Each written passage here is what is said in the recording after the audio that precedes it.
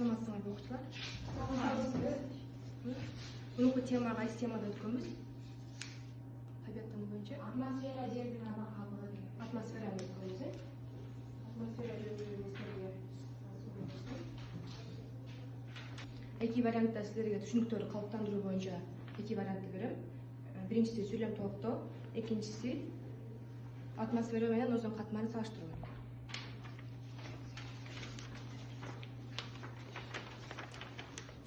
Таблицаны ким бүттү? Атмосфера жана озон катмары. Атмосфера жердин аба катмары бул газдар менен толгон катмар болуп, буну 5 катмарга бөлгөнбүз. Озон бул дагы атмосферанын катмарына кирет. Атмосферанын тропосферадан кийинки катмарында жайгашкан болуп, ал күндөн келген ультра кызгылт нурларды өткүзбөйт. Молодец.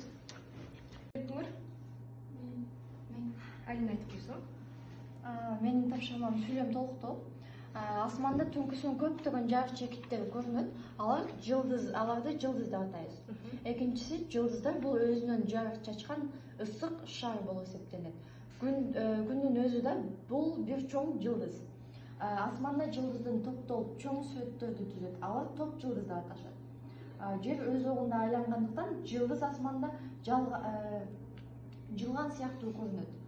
Түндүк тарапта дайыма көрүнүп турган жылдыз чолпон жылдызы. Бүгүнкү салмагыбыз Жер планетасы жөнүндө болот.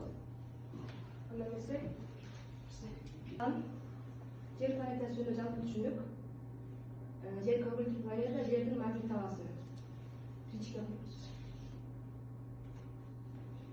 Жер планетасы башка планеталардын ичинен 3-орунду ээлейт жана бир эле жашоо бар планета. Адамдар Жердин чоңдугу боюнча эч нерсе менен салыштырган эмес. Жер абдан чоң жана кыймылсыз деп билишкен. Анын айланасында күн, ай жана жылдыздар айланып жүрүшөт. Жер жөнүндө эстер 19-кылымдын жарымында Польшанын окумуштуусу Николай Коперник 1973 жылы 1543 жылы асмандагы бардык жарык чыгаруучулардын кыймылын түшүндүргөн. Жер дагы өз огунун айланасында жана күндүн тегерегинде карасак, парашют менен андан үстүгө учту, Үстүгө учкандан кийин кайра жерге тартылуу күчү менен жерге тартылып кайра түштү. Көрсөк болот. Жөнүндө бышыктай кетсек, Жер планетасы боюнча балоо тестин мына турууга жооп болот.